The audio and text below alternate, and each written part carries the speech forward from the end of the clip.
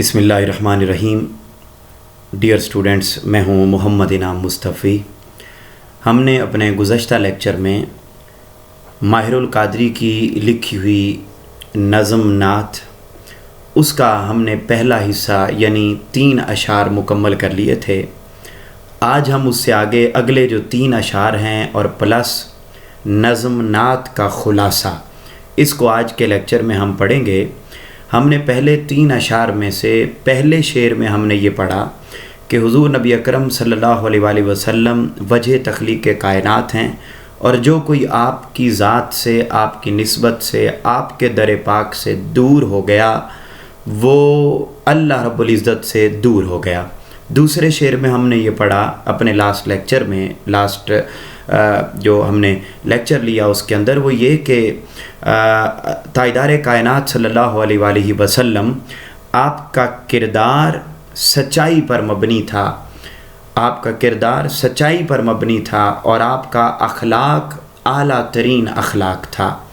और तीसरे शेर के अंदर हमने ये बात पढ़ी कि अल्लाह रब्बुल इज़्ज़त ने आपके इस्म गिरामी को, आपके नाम को इतना बुलंद कर दिया, इतना बुलंद कर दिया कि तकबीर और आज़ान का हिस्सा बना दिया। यानी जहाँ जहाँ पर अल्लाह का ज़िक्र होता है वहीं वहीं साथ ही अल्लाह रब्बुल इज़्ज़त ने अपने महबूब का ज़िक्र किया है। और शायर कहता है कि मैं इस ज़िक्र पर मेरी जान भी कुर्बान हो जाए। ये वो बात थी जो हमने पहले 3 अशार के अंदर मुकम्मल की थी। आज हम चौथा शेर पढ़ रहे हैं और चौथा शेर है, अश्कों से तेरे दीन की खेती हुई सैराब। अश्क कहते हैं आंसू, रोना। दीन की खेती हुई सैराब का मतलब है कि दीन का काम मुकम्मल हुआ। फाकों ने तेरे दहर को बख्शा सरोसामा। फाका कहते हैं भूखा रहना और दहर कहते हैं ज़माना, उम्मत, लोग, अफराद, इंसान, ये सब मानी इसी के हैं। तो माहिरुल कादरी कहते हैं कि आप सल्लल्लाहु अलैहि वसल्लम ने दीन की खातिर इतनी कुर्बानियाँ बर्दाश्त की और दी अल्लाह के रस्ते में कि ये अश्कों से तेरे दीन की खेती हुई सैराब का मतलब है कि आपने दीन इस्लाम के फ़रोग़ के लिए, दीन इस्लाम की इशाअत के लिए, दीन इस्लाम की तरवीज और तबलीग़ के लिए हज़ारहा तकालीफ़ बर्दाश्त की, लेकिन अपने रास्ते से पीछे नहीं हटे और बिल आखिर दीन का काम मुकम्मल हुआ। और वो सूरत और वो आयत उतर पड़ी सूरह अल-माइदा में, अल यौम अकमलतु लकुम दीनकुम व अतममतु अलैकुम नेमती व रदीतु लकुमुल इस्लाम दीना, कि आज के दिन हमने तुम पर तुम्हारा दीन मुकम्मल कर दिया, तुम पर अपनी नेमत तमाम कर दी और तुम्हारे लिए इस्लाम को बतौर दीन पसंद कर लिया। तो ये जो ख़ास आयत उतरी कि दीन का काम मुकम्मल हो गया, ये दीन का काम मुश्किलात को बर्दाश्त करने के बाद मुकम्मल हुआ और फिर ख़ुद भूखे प्यासे रहे, ख़ुद सादा ज़िंदगी बसर की, ख़ुद सादा खुराक इस्तेमाल की, मगर इंसानियत को सब कुछ मुयस्सर किया, ख़ज़ाने अता किए और कोई इंसान भी आपके दर पाक से खाली वापस नहीं लौटा। जो कोई भी हाजत लेकर आपके दर पाक पर आया, ताइदार कायनात सल्लल्लाहु अलैहि वसल्लम ने उसको अता किया और न सिर्फ़ उस ज़माने में अता किया, आज के ज़माने में भी कोई आपके दर पाक से खाली वापस नहीं लौटता। अल्लाह उसकी तमाम हाजात को पूरा करता है। तो अब देखिएगा कि ये आपका मुजस्समा और आपकी ज़ात ऐसी थी कि तकालीफ़ को बर्दाश्त किया, मगर आप रहमत का पैकर थे और वमा अरसलनाका इल्ला रहमतल लिल आलमीन, और हमने आपको तमाम जहानों के लिए रहमत का पैकर बना कर भेजा। यानी हम में से कोई इंसान तक उस पर तकालीफ़ आए तो वो तो छोटी सी तकलीफ़ पर ही नाशुक्रा हो जाता है, बेसब्रा हो जाता है और अपनी ज़ात से रहमत का जो उनसर होता है उसको निकाल कर उसकी जगह पे गुस्सा को ले आता है, उसकी जगह पे परेशानी को ले आता है, उसकी जगह पे बुराई को ले आता है, उसकी जगह पे नासब्री को ले आता है, बेसब्री को ले आता है। लेकिन ताइदार कायनात सल्लल्लाहु अलैहि वसल्लम रहमत का पैकर रहे तकालीफ़ बर्दाश्त करने के बावजूद। अब आप इस شعر کی تشریح میں کیا کیا واقعات اور باتیں لکھ سکتے ہیں. جیسے آپ کو سکرین پہ نظر آ رہا ہے کہ پہلا واقعہ لکھا ہوا ہے دوران نماز اوجڑی کا واقعہ. اب یہ بڑا خوبصورت واقعہ ہے کہ اتنی تک کون سی تکالیف تاجدار کائنات صلی اللہ علیہ وسلم کو اتنی تکالیف پہنچی کہ آپ نے خود ایک دن حضرت عائشہ صدیقہ رضی اللہ تعالی عنہا سے فرمایا کہ اے عائشہ مجھے اتنی تکالیف پہنچی ہیں کہ پہلے کسی نبی پر اتنی تکالیف دین کے فروغ کے لیے نہیں آئی ہیں. اور فرمایا اے عائشہ مجھے تیری امت نے بوڑھا کر دیا ہے. تو تاجدار کائنات صلی اللہ علیہ وسلم پر ہر اعتبار سے تکالیف آئیں، مگر آپ رحمت کا پیکر بنے رہے اور صبر کے ساتھ ان کو برداشت کرتے رہے. وہ دن کہ کوہ صفا پر تنہا تھے، کوئی آپ کا ساتھ دینے والا نہ تھا، اور پھر وہ دن آیا کہ اللہ نے آیت اتار دی کہ دین کا کام مکمل ہو گیا ہے، اور تاجدار کائنات صلی اللہ علیہ وسلم نے انسانیت کی رشد و ہدایت کا پیغام اور کام مکمل کر دیا تھا. آپ صلی اللہ علیہ وسلم کو کیا کیا تکالیف آئیں میں نے بتایا، ان کا احاطہ کرنا تو ممکن نہیں، مگر یہاں پر چند ایک مثالیں آپ کو سنائے دیتا ہوں تاکہ آپ ان کو تشریح میں لکھ سکیں. اور 2 اشعار کی تشریح کسی بھی نظم کی جو آپ کو آئے گی، تو اگر نعت کے 2 اشعار کی تشریح آتی ہے تو ان میں آپ ان جو ہے وہ واقعات کو کوٹ کر سکتے ہیں، لکھ سکتے ہیں. ایک روز حضور نبی اکرم صلی اللہ علیہ وآلہ وسلم نماز ادا فرما رہے تھے تو کفار اور مشرکین نے اونٹ کی اوجڑی لا کر آپ کے اوپر رکھ دی. اونٹ کی اوجڑی بڑی وزنی ہوتی ہے، لا کے رکھ دی اور ہنسی مذاق کرنے لگے. کسی نے جا کے خبر دی سیدہ کائنات فاطمۃ الزہرا کو کہ آپ کے بابا کی پشت مبارک پر کسی نے اونٹ کی اوجڑی لا کے رکھ دی ہے. آپ چھوٹی عمر میں تھیں، دوڑتی ہوئی تشریف لائیں اور لا کے اوجڑی کو سائیڈ پہ کیا تو آپ نے بد دعا کے لیے ہاتھ اٹھائے. لیکن تاجدار کائنات صلی اللہ علیہ وسلم نے اس تکلیف کو برداشت کرنے کے بعد بھی، اب گندگی تھی اور وزنی بھی تھی، تکلیف ہوئی، لیکن تاجدار کائنات صلی اللہ علیہ وسلم نے اس تکلیف کے باوجود فرمایا بیٹی صبر سے کام لو، یہ نہیں جانتے کہ ان کے لیے کیا بہتر ہے.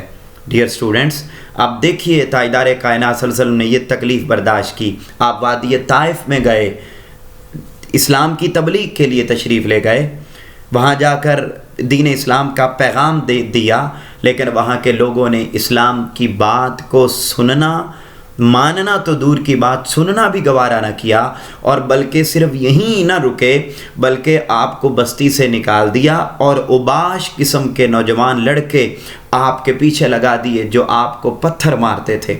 تاجدار کائنات صلی اللہ علیہ وسلم کا جسم مبارک، پاؤں مبارک آپ کے زخمی ہو گئے، یہاں تک کہ آپ کے نالین مبارک شوز آپ کے خون سے بھر گئے.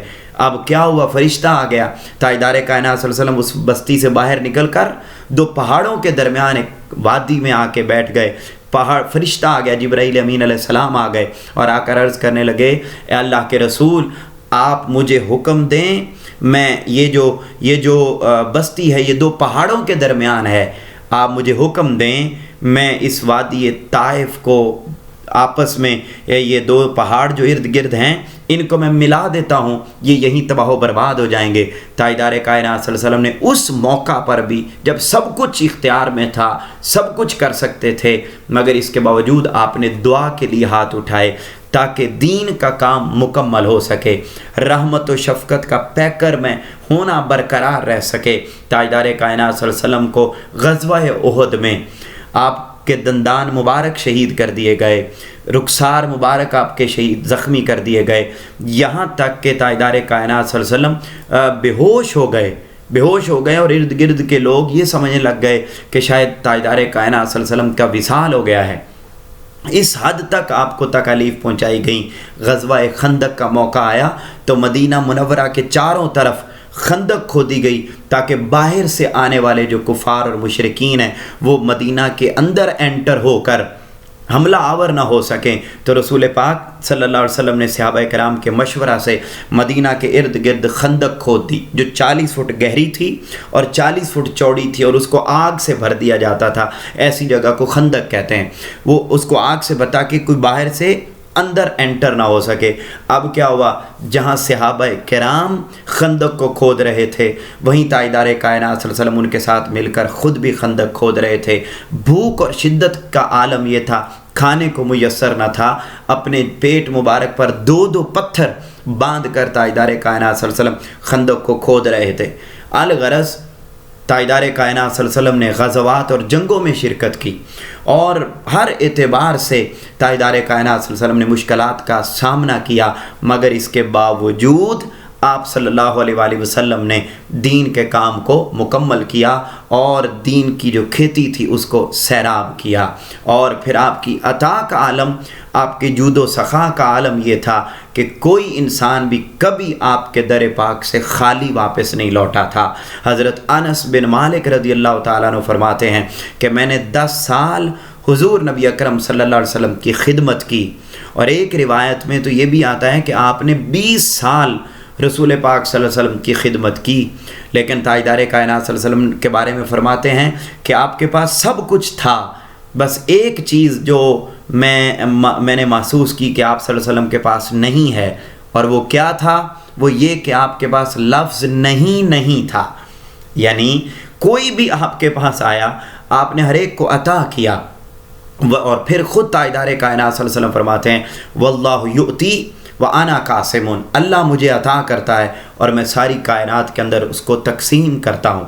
آپ نے خود فاقہ میں کئی دن تاجدار کائنات صلی اللہ علیہ وسلم کے گھر میں کھانا نہیں بنتا تھا، چولہا نہیں جلتا تھا، مگر اس کے باوجود کوئی آپ کے در پاک پہ آیا تو وہ کبھی تاجدار کائنات کے در پاک سے خالی واپس نہیں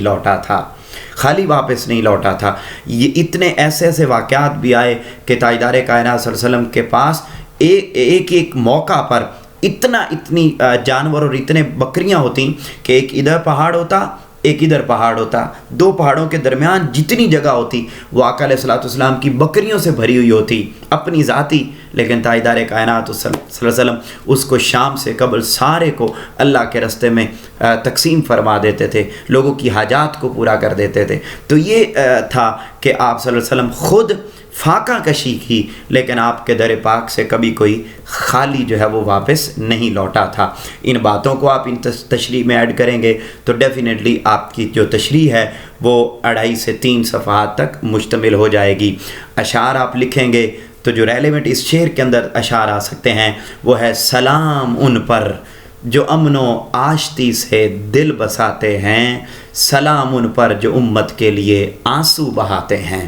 یہ آپ کا پیکر امن ہونا تھا کہ مشکلات برداشت کرنے کے باوجود پیکر رحمت رہے، پیکر امن رہے، تو ہی کائنات کے اندر دین اسلام پھیل سکا ہے۔ پھر اسی کے اندر آپ لکھ سکتے ہیں وہ کانٹوں میں رہے اور گل کھلانے کے لیے آئے، فضا پر ابر رحمت بن کے چھانے کے لیے آئے۔ اور پھر دیکھا کہ آپ صلی اللہ علیہ وسلم حقیقت میں کائنات کے اوپر چھا گئے تھے، اور قیامت تک آپ ہی کی حکمرانی اور آپ ہی کی نبوت کے چرچے جاری و ساری رہیں گے، نہ صرف دنیا میں بلکہ آخرت میں بھی۔ یہ ان مشکلات کو برداشت کرنے کا نتیجہ ہے کہ دنیا اور آخرت میں آپ ہی رحمت کا پیکر اور آپ ہی نبی آخر الزماں ہیں۔ ڈیئر اسٹوڈنٹس، اگلا شعر 5واں، انسان کو شائستہ و خوددار بنایا تہذیب و تمدن تیرے شرمندہ احسان۔ بڑا خوبصورت شعر ماہر القادری نے بیان کیا ہے اور انتہائی خوبصورت بات کی ہے۔ وہ کہتے ہیں کہ یہ بات آپ بھی جانتے ہیں کہ تاجدار کائنات صلی اللہ علیہ وآلہ وسلم جب مکہ کی وادی میں تشریف لائے اور جب آپ نے اعلان نبوت فرمایا نا، تو اس وقت ساری جو انسانیت تھی اور جو وادی مکہ تھی، عرب کے لوگ تھے، سارے کے سارے حیوانوں کی سے بھی بدتر زندگی بسر کر رہے تھے۔ ان کے اندر ماں کا، بیٹی کا، بھائی کا، بہن کا، چھوٹے کا، بڑے کا کوئی ادب حیا نہیں تھا۔ لیکن تاجدار کائنات صلی اللہ علیہ وسلم تشریف لائے، آپ نے انسانوں کو اپنی سچی تعلیمات کے ذریعے سویلائزڈ بنایا، مہذب بنایا، ان کے اندر غیرت پیدا کی، جرت پیدا کی، حمیت پیدا کی، اور کہتے ہیں کہ آپ نے انسانوں کو انسان ہونا سکھایا، اور آج کے دن تک انسانیت اور تہذیب و تمدن اور زندگی گزارنے کے سارے طریقے آپ صلی اللہ علیہ وآلہ وسلم کے شکر گزار ہیں کہ آپ نے ہمیں زندگی دے دی ہے، آپ نے انسانوں کو جینے کا ڈھنگ سکھایا ہے۔ اور کیوں سکھایا؟ اور آپ صلی اللہ علیہ وسلم نے بغیر کسی تفریق کے سکھایا۔ کیوں؟ کیونکہ یا ایھا الناس انی رسول اللہ علیکم جمیعا، تاجدار کائنات صلی اللہ علیہ وسلم نے فرمایا تھا لوگو میں تم سب کی طرف اللہ کا رسول بن کر آیا ہوں۔ اور پھر جب آپ سب کی طرف اللہ کے رسول بن کر آئے تھے تو اسی لیے تاجدار کائنات صلی اللہ علیہ وسلم نے ہر ایک کو انسانیت سکھائی، ہر ایک کو انسانیت سکھائی۔ لفظ انسان کے معنی سے نا آشنا تھے۔ لفظ انسان کا معنی، لفظ انسان انس سے بنا ہے، محبت۔ ان کے ہاں محبت نہیں تھی، ماں کو بے عزت کر دیا جاتا، ماں کی عزت نہ تھی، بیٹی کو زندہ دفن کر دیا جاتا، بیوہ کو معاشرے کے اندر منحوس تصور کیا جاتا، والد کو بالکل الگ تھلگ کر دیا جاتا، بوڑھوں کی عزت نہ تھی، بہن کی عزت نہ تھی، بیٹی کی عزت نہ تھی، ہر طرف بے حیائی، فحاشی اور یعنی کا کلچر عام تھا۔ انسانیت خود شرمندہ تھی کہ ہم کس معاشرے میں آ گئی ہوں۔ مگر جب تاجدار کائنات صلی اللہ علیہ وسلم آئے تو آپ نے ہر ایک کو اس کے حقوق دیے، کھانا کھانے سے لے کر سونے جاگنے تک، اٹھنے بیٹھنے تک، چلنے پھرنے تک، گفتگو تک، کلام تک، میل ملاپ تک، آنے جانے تک، رہنے سہنے کے سارے ڈھنگ، ایک ایک چیز آپ صلی اللہ علیہ وسلم نے سکھائی۔ بھئی اگر کسی کے گھر جانا ہے تو دروازہ کیسے نوک کرنا ہے یہ بھی آپ صلی اللہ علیہ وسلم نے سکھایا، کسی سے بات کرنی ہے تو کیسے کرنی یہ آپ نے سکھایا، لباس پہننا ہے کیسے پہننا ہے آپ نے سکھایا، عبادت کیسے کرنی ہے آپ نے سکھایا ہے، بھئی کسی کی ضرورت پوری کرنی ہے کیسے کرنی ہے یہ سکھایا، کسی سے مدد لینی ہے کیسے لینی ہے یہ سکھایا۔ یعنی الغرض زندگی کا کوئی شعبہ، زندگی کا کوئی کام ایسا نہیں جو آپ صلی اللہ علیہ وسلم نے نہ سکھایا ہو۔ اور ہر ایک کی عزت کرنا، ہر ایک کا ادب کرنا، ہر ایک کے حقوق بتانا، یہ ساری چیزیں تاجدار کائنات صلی اللہ علیہ وسلم نے خود سکھائیں۔ ڈیئر اسٹوڈنٹس، جب آپ اس شعر کی تشریح کریں گے تو آپ یہ ساری احادیث جو آپ کے سامنے لکھی ہوئی نظر آ رہی ہیں ان کو آپ تشریح کے اندر کوٹ کر سکتے ہیں، لکھ سکتے ہیں، حوالہ کے طور پر بیان کر سکتے ہیں کہ تاجدار کائنات صلی اللہ علیہ وسلم نے کس طریقے سے تہذیب و تمدن سکھایا، کس طریقے سے زندگی گزارنے کے ڈھنگ سکھائے، کس طریقے سے آپ نے ہر ایک کو اس کے حقوق دیے اور فرمایا الجنت تحت اقدام امہات، کہ وہ ماں جس کو معاشرے میں اذیت دی جاتی، عزت نہ دی جاتی، فرمایا جنت ماں کے قدموں تلے ہے۔ وہ یتیم جو بیچارے روتے پھرتے رہتے، جنہیں پہننے کو کپڑا نہ ملتا، کھانے کو لقمہ نہ ملتا، ان کا کوئی والی وارث نہ ہوتا، کوئی انہیں اپنا نہ بناتا، تاجدار کائنات صلی اللہ علیہ وسلم نے فرمایا انا وکافل الیتیم ھکذا، کہ میں اور یتیم کی کفالت کرنے والا قیامت کے دن یوں قریب ہوں گے جیسے یہ دو انگلیاں آپس میں قریب ہیں۔ یعنی تاجدار کائنات صلی اللہ علیہ وسلم نے اپنی قربت کے ساتھ اس کو جوڑ دیا اور انسانیت کو انسانیت سکھائی۔ یہاں تک فرمایا کہ تم یتیم کے سر پر ہاتھ رکھو، تمہارے ہاتھ کے نیچے جتنے بال آئیں گے اللہ رب العزت اس ایک ایک بال کے بدلے میں تمہیں اجر عطا کرے گا، نیکی عطا کرے گا۔ تو یہ تصور یتیموں کا، یتیمی کا یہ تصور، ان کی کفالت کا یہ تصور، یہ تہذیب و تمدن ہے جو آپ صلی اللہ علیہ وسلم نے سکھائی۔ آپ صلی اللہ علیہ وسلم نے فرمایا جو اپنے چھوٹوں پر رحم نہیں کرتا اور بڑوں کی عزت نہیں کرتا وہ ہم میں سے نہیں ہے، وہ میری امت سے نہیں ہے۔ تو اب آپ دیکھیے کس طریقے سے تہذیب و تمدن سکھا رہے ہیں، کس طریقے سے رہنے سہنے کے ڈھنگ سکھا رہے ہیں، کیسے ایک دوسرے کے حقوق بیان کر رہے ہیں تاجدار کائنات صلی اللہ علیہ وآلہ وسلم نے۔ پھر فرمایا اب بیٹی کی عزت نہیں ہوتی تھی، زندہ دفن کر دیا جاتا، زندہ دفن کر دیا جاتا۔ اتنے ظالم اور درندے انسان تھے وہاں کے، انہیں تو انسان کہنا بھی بہت بڑی زیادتی ہوگی۔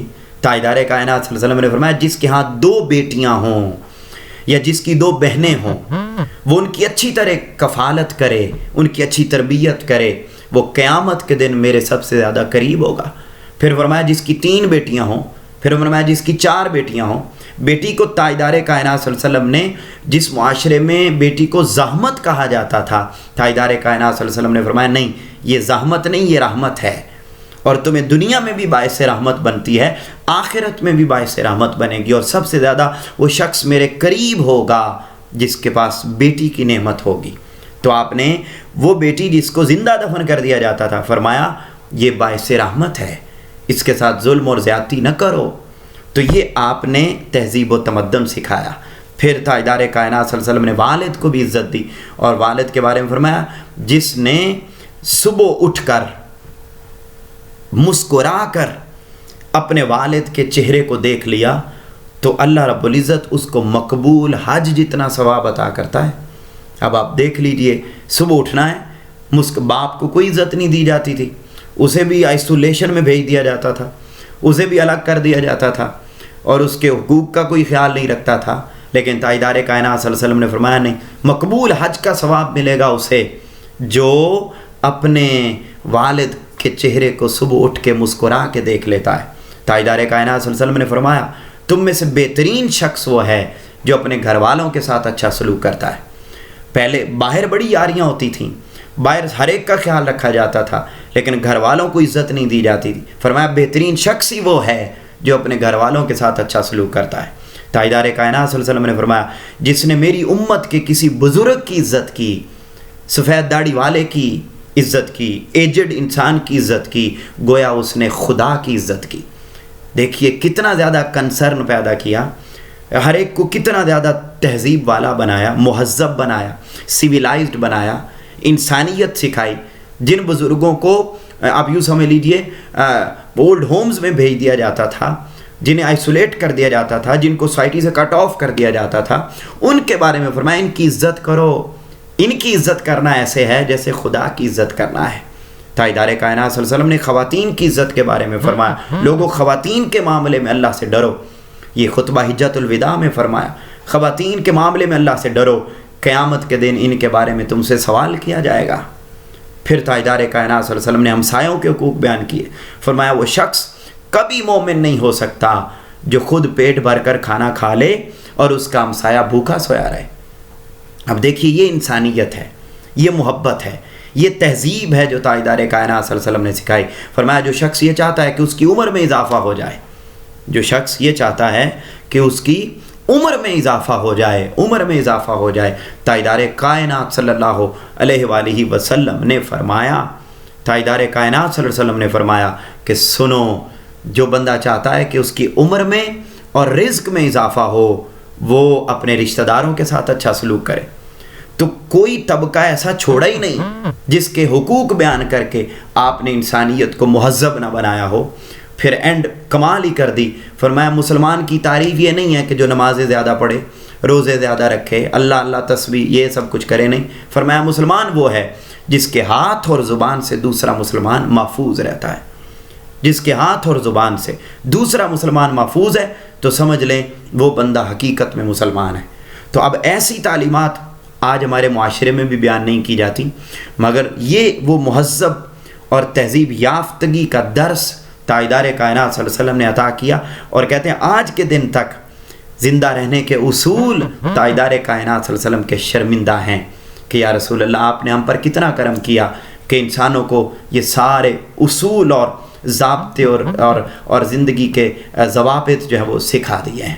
اس شعر کی تشریح میں ڈیئر اسٹوڈنٹس آپ یہ اشعار بھی لکھ سکتے ہیں کہ ادھر برسی تیری رحمت گناہ گاروں کی بن آئی، سبھی جنت کو چلتے ہیں تیری رحمت کے سائے میں، کہ آپ نے یہ طریقے بتائے تو ان کی وجہ سے ہم جنت میں جائیں گے۔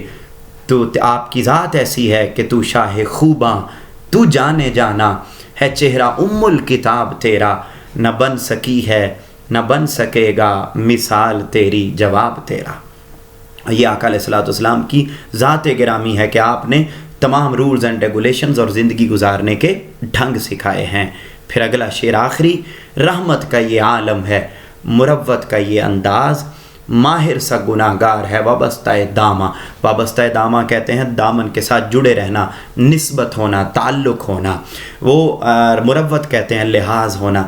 اب دیکھیے یہاں پر جو ماہر القادری ہیں وہ بڑی خوبصورت بات کرتے ہیں اور اپنی عاجزی اور انکساری کا مظاہرہ کرتے ہوئے کہتے ہیں کہ آپ کی رحمت اور شان کے میں اور تذکرے کیا کروں کہ آپ اتنے عظیم ہیں کہ آپ نے میرے جیسے گناہ گار کو بھی اپنی امت میں شامل کیا ہوا ہے، میرے جیسے گناہ گار پر بھی اپنی رحمت کا سایہ کیا ہوا ہے، میرے جیسے گناہ گار کو بھی اس قابل سمجھا ہوا ہے کہ میں آپ کی تعریف کر سکوں، میرے جیسا گناہ گار اتنا سیاہکار بدکار آپ نے اپنی رحمت کے دامن میں چھپا رکھا ہے، تو اس سے بڑھ کر آپ کی عظمت اور شان کا عالم اور کیا ہو سکتا ہے۔ عام طور پر یہ آخری شعر جو ہوتا ہے یہ بورڈ میں نہیں آتا ہے، کیونکہ ایک نمبر جو ہے وہ نظم کے اندر شاعر کے نام کا بھی ہوتا ہے، تو آخری شعر کے اندر شاعر کا نام جو ہے وہ شامل ہوتا ہے، تو عموماً ایسا نہیں ہوتا، لیکن بہرحال اس کی تشریح اور مفہوم بھی ہمیں اسی طریقے سے یاد کرنا چاہیے۔ میں نے مختصراً اس آخری شعر کے بارے میں آپ کو بتا دیا ہے کہ شاعر اس کے اندر اپنی عاجزی اور انکساری اور آقا علیہ الصلوۃ والسلام کی عظمت اور آپ کی بلندی کا تذکرہ کرتے ہوئے یہ بات سمجھانے کی کوشش کر رہا ہے کہ آقا علیہ السلام کی عظمت کا عالم اور کیا ہو سکتا ہے اور کتنا بلند ہے کہ میرے جیسے گناہ گار کو بھی اپنے دامن کے ساتھ جوڑ رکھا ہے۔ وہ نبیوں میں رحمت لقب پانے والا، مرادیں غریبوں کی بر لانے والا، مصیبت میں غیروں کے کام آنے والا، وہ اپنے پرائے کا غم کھانے والا۔